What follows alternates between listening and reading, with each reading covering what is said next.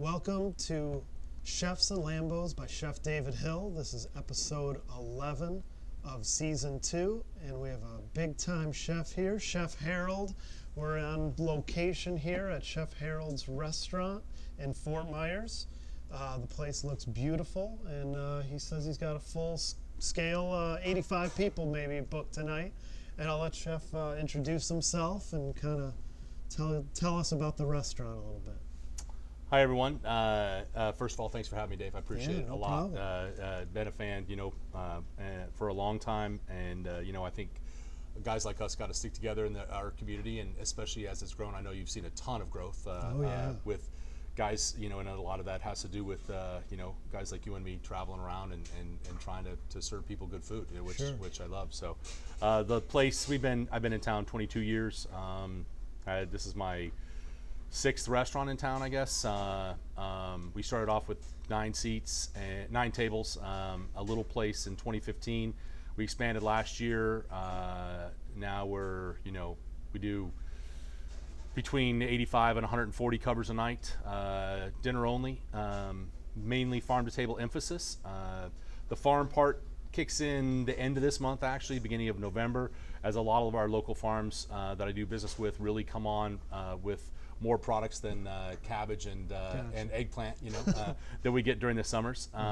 So when everyone in the rest of the United States is not serving tomatoes because it's winter, I get the best tomatoes that you'll ever see, just as an example. So it's really worked out for our benefit. I have 3 or 4 captains that have been friends for 20 and 30 years that I get fresh fish from all the time.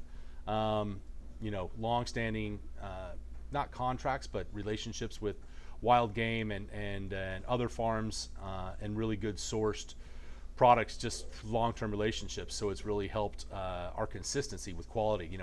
Most of the time we just buy great stuff and try not to burn it. Cool. Well, I was going to say, if I remember right, I think you were expanding this place during COVID. Wasn't that about right? We were just about to. That was the whole impetus, and then of course we got knocked for a loop, as the rest of the world did. Right. As we took a year off of planning, and then we really kicked it in 2021, and got all the P's and Q's, and it took about 5.5 months. Surprisingly. I thought 4, so the fact that it was only another 6 or 7 weeks longer than I thought was amazing. It's usually you're going to add, double the time because of COVID and whatever. We didn't have a lot of supply issues, thankfully. So hiccups here and there with permitting, et cetera, but nothing out of the ordinary. But I would imagine with the supply that maybe you overpaid for some items, Sure. and maybe was jacked up because of COVID a little bit. Yeah, and and it's not new. It wasn't new construction. So anytime you do renovation, you have to allocate X amount percentage of your overall budget for the unknown, and we exceeded that by far. Every other month there was Harold, we're going to need another 30 grand or 50 grand. I'm like, oh yeah. So the budget went way over. But this is and honestly, it's not. I didn't do this. I've never done this. Next year I'll be 53, and I'll have been in the kitchen for 40 years. It's the only thing I've ever done, right? Since I was 13. So obviously it's not. I don't do this to make money. It's what I do. It's your passion. It's what I do. It's what I do. I'm not gonna. What else would I do? So and I know I don't look forward to retirement. I can imagine not doing this. Right? Yeah, I'd lose my mind. So as long as I can travel and screw around, then it's all good. Well, let me start back at the beginning, like being a kid. How did you know, or what was your calling that you knew you wanted to be a chef? Like what kind of drew you to this stuff? I had grandparents that owned a restaurant in Denver, and so my first job was paper boy, but at 9 or 10. By the time I was 12, I guess right the summer before my 13th birthday, I started working, doing dishes and making sandwiches for lunch on the weekends at my grandparents' restaurant. So then it morphed into a dinner house in a town called Louisville, in between, just outside of Boulder, where I'm from. And so I worked there all through high school, and it fell into it. I played football, went to college on a scholarship, got injured, went back to the same restaurant, and a lot of the chefs in the area knew that I couldn't play football anymore, and they said you should go to culinary school. I had never even thought about it. At that time I was just partying and smoking and drinking, and and cooking, like we've all done when we were young, right? Sure, So sure. the thought of a culinary school was awesome. So I went to CIA in New York, and I went to Johnson Wales in Providence, and on back-to-back weekends, and I came back on the second flight and landed, and my mom and dad picked me up, and my mom's like, "So what do you think?" I'm like, "I think I'm going to go to Johnson Wales in Providence, Mom." And she's like, "Why over New York?" And I'm like, "Well, because I met this girl on the plane on the way there." And she's like, "Oh my God, I don't want to hear anymore." So yeah, so we had a whirlwind. She was going for equestrian. She was from Grand Rapids, Michigan, and we had a 3-week whirlwind romance over the summer when I first got there. It was fun. That is cool. That's a good story. Like thinking back at your college days, when you were going through it and you were about to graduate and be done with all the school stuff, did you ever think like, hey, I'm going to be this kind of chef or that kind of chef? Hey, maybe I'm going to do pastries. Did you already have an idea of what you were going to be? Like, not a clue. What I knew is I loved the freedom that the kitchens offered me because of having played, basketball, football, baseball my whole life. I love that teamwork. I love the adrenaline rush from sports, and a busy kitchen gives you the exact same rush. So it was such an easy fit, Gotcha. And I think just because I was, because I'm a hedonist, even though I didn't know it at the time, and maybe a little bit of a glutton when it comes to passions, it just fit, and I was voracious in everything. I did 4 or 5 apprenticeships all over the country. Anything I could take. I graduated top of my class at Johnson Wales. I graduated with hotel restaurant management at BU, top of my class, because I just wanted it, because I was just hungry, So it that opened a lot of doors. A lot of guys are like, hey, well, come here and do a stage, give me 2 months, give me 3 months, whatever, and a lot of them were for free, but it didn't matter because I was just able learning to. Yeah, and man, doing under whatever. amazing chefs. I tell everybody, like, you go through that phase, you go through school, you think you know a lot, but you really learn more being in the field, learning all these different cuisines, and me being a kid, what I would do is I might work at like a Lebanese place, learn all the recipes, quit and go to the next guy, learn, and because you got to build that encyclopedia in your brain. It is. So if you think, hey, hummus, you know exactly what to do because you know it works. Yep. And I call it like your sponge phase. No doubt. You know what I mean? Like you just got to work with different people, learn their things, and then do your tweaks to it to make it your own. Yeah. So I imagine that's pretty much what you did. Exactly the same thing, and it's funny because my daughters they're old and grown up now, but not old. They'd hate if I said that, but they're grown up now. And I've told them since they were little, I'm like, look at all your friends, look at all your friends' parents, and watch them. And when you see the things that they do and you like that, emulate that. And you see things that you're like, I don't really, then don't do that. Change that about yourself. And it's the same thing, very much so in the kitchen. And you see young guys or girls just explode. And I think because if you're intelligent and aggressive and curious, that that cooking offers you that ability to be uber creative. Right. There's no rules. Right. Exactly. And that's when the experimental phase works. The only thing that I can say is that because I feel like my most creative time was 21 through 27, 28, but now I'm 100 times better cook because technique can't happen when you're young because technique takes time. You can be more talented with a knife maybe, but it still takes 500 pounds or 1,000 pounds of potatoes to learn how to get a beautiful tournée. Sure. So absolutely. So going back when you landed here in Florida, how old were you and where did you start? Did an apprenticeship for 2.5 months at South Seas at the King's Crown. South Seas is on Captiva. King's Crown was a fine dining restaurant. Hurricane Charlie took it out in 2004. It was about 115, 120 years old. It was originally a key lime warehouse and then became a fine dining restaurant. When I was there, it was probably, this is 90, and it was probably top 5 restaurants in Florida. The wine list was this, tableside service, fine dining, jackets were required, tuxedos, flambés, you name it. And it was amazing. The chef was amazing. And then I did a few more apprenticeships and then came back as a sous chef they offered me a job to come back to Florida, and I took it. And then I was there, and I climbed the ladder, became the executive chef at 24. Met my wife there. And loved it. And then I left right before my 28th birthday and bought my first restaurant outside of Atlanta. So, but that was the most, living on Sanibel and Captiva, and taking that time, being so young, learning the business side from corporate, just strict budgeting, learning how to, control. And we had that north end of the island had, I had a banquet operation, room service for the entire plantation. I had an ice cream parlor. I had a pool bar that did $1 million, a year in hot dogs and frozen drinks. I mean, it was crazy. Yeah. So a lot of different outlets too. So learning how to control that, manage that, certainly helped. On top of the cooking, serving a burger for room service that had to go 3 miles away, and then doing a lobster party for 300 on the lawn, doing white chocolate soufflés for a party of 12 in the restaurant, and then going to scoop ice creams because my 18-year-old girls are buried, with line. It was so. That sounds exhausting. But it was awesome. It was awesome. Yeah. It was 12 to 16 hours a day, 6.5 days a week, and it was awesome. So you move out of state. Then you open a restaurant. Yeah. Then you come back though. So so I met my wife at South Seas, and the restaurant that I bought into was on Lake Oconee, Georgia, about 45 minutes east of Atlanta, and the guy who owned it had just opened it a year previously, and he was the retired vice president of advertising for Coke. And it's right near Reynolds Plantation. There's a Ritz-Carlton there now, and it was just being built when I was there. And the restaurant's gorgeous, sitting on the edge of a lake.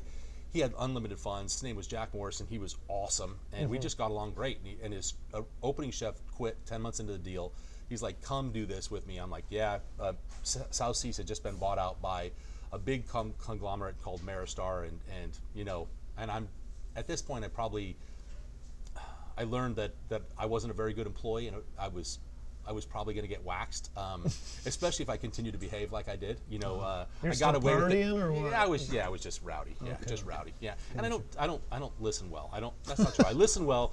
I just don't like being told what to do very well. So because I was good at what I did, and my operations ran well and made money, the smaller company that I had, they loved me. They tolerated me mostly. I should have been fired 50 times probably. Yeah. So that was the last time I worked for anyone else. Anyway, so I brought my wife, we weren't married at the time, brought her up to Georgia with me, and she hated it. She left. She's like, "I love you, but I can't do this." I lasted another year, missed her terribly, and sold my part out and moved to Miami, got a little place, and wooed her back, got married, and then her mother was from here, and her mother got sick, so we moved back to take care of her mom before she passed. Okay. And I bought into a couple restaurants on Fort Myers Beach, and then the rest is, What were the names of those places? The restaurant, there was a little, if you went over the bridge, there was a little plaza there, was a German restaurant called Dusseldorf's. It was a Seafair Plaza on the left-hand side. Well, there's a Mexican restaurant called Cabascus. I remember that one. Above that was Tetley's, was a steakhouse. So the two German guys owned that, and I just bought in and ran cooked as a chef in the kitchen, and then was a GM for both, and just helped run the both places. Got through the first season, so I was there 9 months, and one of the German partners and I bought Peter's La Cuisine, the building downtown, because Peter had closed Peter's and opened another restaurant, and he needed to sell the building. So we bought it. We installed the elevator that went straight to the Sky Bar, and we opened Harold's downtown. My partner had to move back to Germany, and he was like, 95% owner of the building. I had 5%. It was small. So you kind of right. And he's like, I get it. I'm like, I can't buy you out. So sell it. There was no chance of getting another investor, like with your connections? The guys that bought it were like, yeah, we'll just lease you the restaurant, Harold. No problem. We want you to stay, because we had built up a good reputation by then. We were still not crazy busy yet, because this is I don't even know. This is 2003 probably. Okay. And I'm like, sure. We met them. They were a lawyer and something else from Naples, nice guys, and they wanted to run the Sky Bar and have the building as an investment.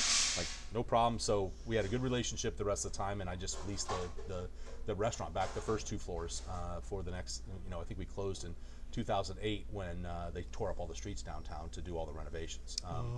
Okay. Yeah. So in 2007, there was a restaurant, a bar right next to us called Eddie Fish Bowls, and I remember that. Eddie went out of business. They had bands and things. Yep, and Jello Wrestling. Yep. Jello. And so Ed and I were friends, and he closed, and the guy who owned the building gutted it.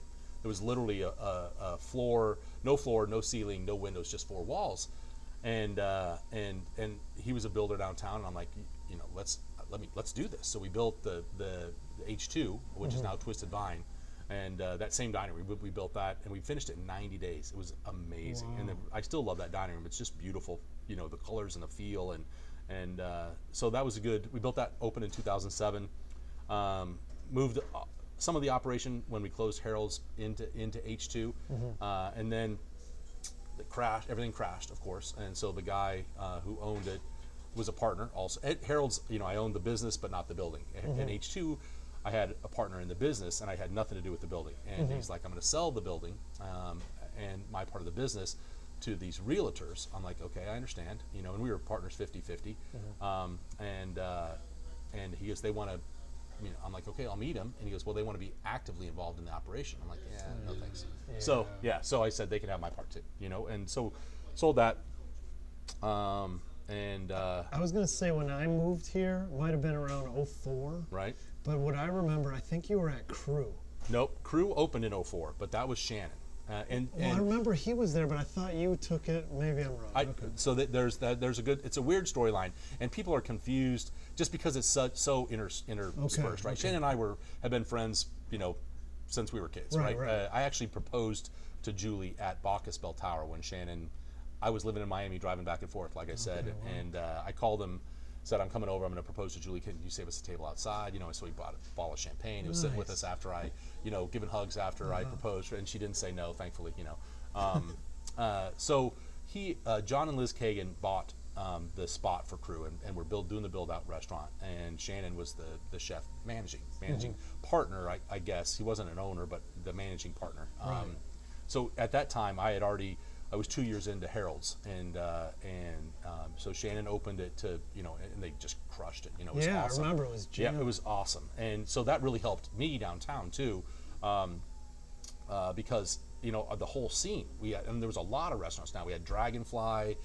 There's like 5 or 6 restaurants. Todd and at Rum Runners was really starting to kill it. So so we had, there was like 6 or 7 of us that it was moving, right? So they're like, oh, culinary scene's great, The partnership between Shannon and Liz went awry, 06, 07. I heard there was rumors about food cost issues. Yeah, I don't know. I don't know. I didn't. Okay. I mean, that was just a rumor I heard. Like he was doing the food, but not really watching. Hey, we need to be profitable too. Right. You know what I mean? Like what? I did look. I did look. Let me get to that part of the story. Yeah. So. So we closed. I sold H2 in 2009. Shannon had left Crew in 2007, and then they closed it for just a little bit in the beginning of 2009 for like 6 months, and then they brought some of the staff back just to reopen it, and they were doing just nothing, right? I don't know if Shannon broached Liz about the purchase or if she broached him because they wanted to get rid of it. Yeah. And he called me and said, what are you doing? I said, driving Julie crazy, because I had nothing to do at that time. He goes, you want to do this with me? I'm like, yeah, absolutely, let's do it. Okay. So we went, we met Liz. I had never met Liz before. Spent a Sunday afternoon with her, and she's awesome. And we became, good friends after that, and she was a huge help the whole time, even after the purchase.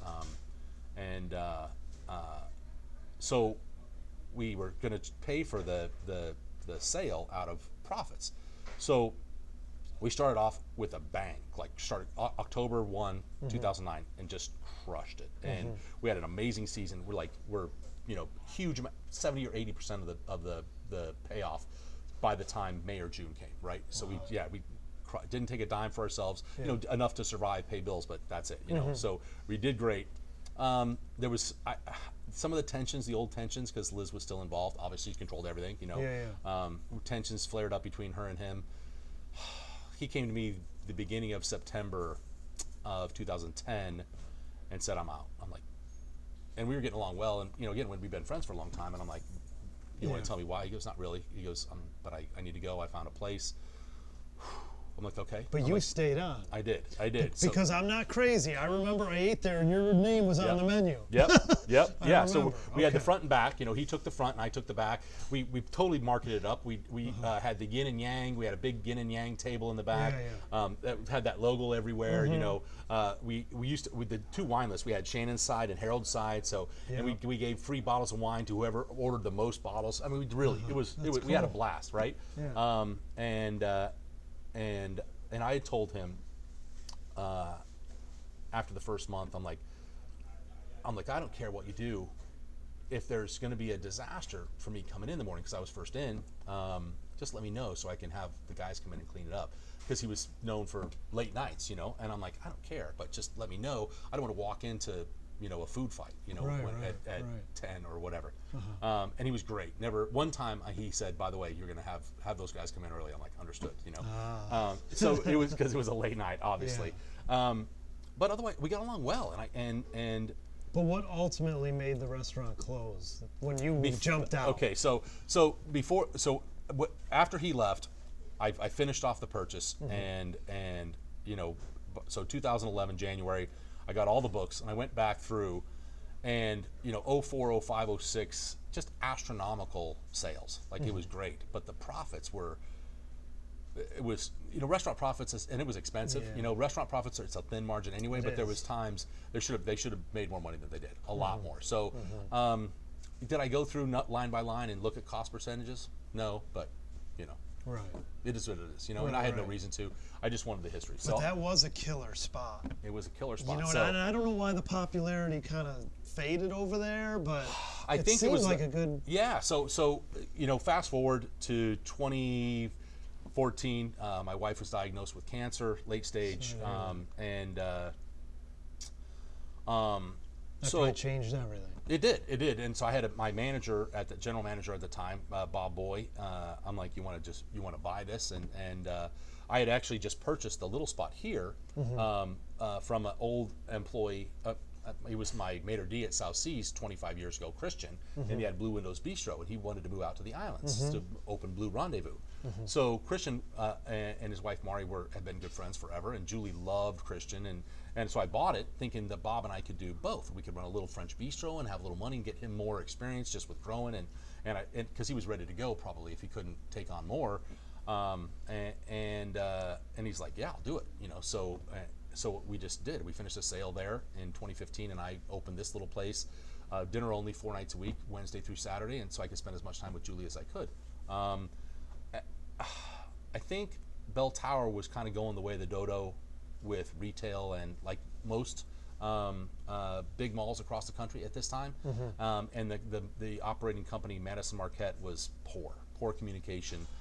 And I just think that they saw the writing on the wall, and they just weren't putting a lot of effort into keeping mainstay clients. Even Saks left eventually. So, and you figure that's unlimited. Yeah, that mall kind of. Yeah. Everybody kind of dropped out. A little bit. So part of that is all malls. Have taken a hit for sure, but part of it is Madison Marquette for sure. And I don't know if they still own it, but that was a big issue. And I think the downfall eventually when Bob closed it in 2018. I don't think it was him. I think it was them. I think they were probably pushing him out, and I'm sure the rent increases were horrific because it was already expensive. Like when I wrote the last rent check in August of 2015, and I came to write the rent check for here. And I understand the size and location, whatever. So I wrote the rent check for a year here, and it was less than my August rent check. Whoa, that is wild. So how about this? What happened? I remember seeing in the media something about you were going to be the chef at Society, and then I don't know, it never started, or what happened? Well, so the one of the owners of Society was a young guy. I don't know if he's still, but he came to me, and I've known him since he was in college. When I had the restaurants downtown, he used to bring all his dates there, whatever. Just he's a magnanimous guy, right? And he's like, we need help. We're gonna. They opened strong, and then it just went to shit. And it was, I dare say, if I looked at all the P&Ls of the history, it would have been much like looking at the P&Ls for Crew for 05, 06, 07. Astronomical revenue with horrible cost controls. Yeah, I was gonna say like they did a ton of business with the alcohol because they had bands. Yeah, but the restaurant the first year killed it too. Yeah, killed it, but nothing to the bottom line. So, again, don't know exactly why. He said, I'm not going to be the chef, but I'll consult and I'll help. I'll help get you a hire chef. We'll make the menu. Yeah. We'll try to simplify the menu. We'll control costs. We'll get you, and then I wound up having to get him a GM. So I got him a GM and a chef, and just started getting some control by season on menu. Started building back people. The dining room wasn't empty anymore. Wasn't packed, but it wasn't empty. So we were making baby strides, and then COVID hit. Oh, so that's really kind of what closed it down. Yeah. Okay. So, but because I see it's still there, but nobody's running it. No, so nothing. And I don't know do you the know story. Why? Nope, don't know the story at all. I know that like 6 weeks into COVID during the shutdown, I just sent them and all of the partners. There was 5, 6 partners, and I sent them an email saying I can't commit whenever we're going to come out of this because I can't half-ass my place because it may be just me cooking again. I have no idea if we're doing 10 people a night. I'm not going to give up this and whatever. So you guys have a chef and a GM, but I've got to back out. I'm sure there was other reasons why it didn't work. Sure, nothing to do with the kitchen. Yeah, so when they reopened, I have no idea what happened. I think they wanted to focus. I don't know. I don't know. So during COVID, what happened with this place? Did you shut it down for a while? Yeah, 3 months. Yep, and then we reopened at the end of May. And again, we were tiny, so it was okay. I brought my dishwasher salad girl back, and I had 3, a host and 2 servers. So okay, so small staff. You weren't responsible for a bunch of employees losing jobs. No, and again, the cost for this place was the little place was manageable, minuscule. So we got it, and we went into summer, and it was not terrible business. People were wanted to get out. We had half the tables, so we had 9, so we only had 5.5 tables, spread apart, and we muddled along. Gotcha. Well, Chef, you're killing it here. We're blessed. Every time I see posts out of here, everybody's showing their dishes, and you're killing it. Everybody loves you, and people talk really highly of your food, and I feel like you're going to have a gold mine here forever. We're lucky. It's I tell everyone we're grandfathered in a little bit because I've been feeding everyone for 22 years in so many restaurants. Yeah. So it's cheating. Because you have a huge following. Yeah, that's all. It's just cheating a little bit. I don't think so. I swear, all we do is just try not to burn stuff. And I say that half tongue in cheek because it's really true. The guys in the back of the kitchen now, we have a big staff now, right? There's 20 employees, and they're great. Menu part, I just guide a little. They're let's do this and this and this. Sometimes I have to but otherwise the creativity's all these guys, and I'm in the kitchen directing, but that's it, man. These guys do all the heavy lifting, and I just come out and shake hands and kiss babies now, and it's awesome. Well, let me tell you, you're blessed to have a good staff because so lucky. I've heard so many stories where they've gone through 100 employees and just can't find the right fit. Right. These kids don't want to work. I've heard all the stories. Yep. So you're lucky. I'm not sure why. Yes, me too, of course, right? Yeah. And I'm not sure why. I think environmentally, for sure. Everyone knows, the kitchen, back of the house staff knows that they're going to get paid. I don't overpay and I don't underpay. Mm-hmm. And they never have to worry about the check, whether it's going to be bouncing, right? And the front of the house staff knows the guy. Most of them have worked for me before. So they know my clientele. So they know that they're going to be taken care of, ladies and gentlemen, and that that the check average is up there, and so they're going to make good money, and they know that because we've refined who our guests are, and a lot of people are here for special occasions, that we just don't get many a-holes, honestly. So they're not waiting on people, unkind guests, and so that leads to longevity. That leads to them trying to be the best servers they can be because they know they're waiting on great people, nice people too. Well, let me ask you this though: with you killing it here and doing what you're doing, do you have any other future goal or an idea of let me open one more place, or this is plenty for you? No, we've done that road. This is the last stop. This is the retirement job. Wow, yeah, until I can't, until I'm going around on a wheelchair. They'll wheel you in. Hey, chef, how's it going? Yeah. Yep, that's it. Yep. Or sit on the edge of the bar with a glass of wine and just There wave we to go. people. That's about it. Like Yeah. I said, I mean, I follow you and I appreciate what you're up to and Love it. wish you all the success, man. I'm right back at you, brother. All right. Well, thanks for having us on. Cool. Yeah, my All right, man. pleasure. All right.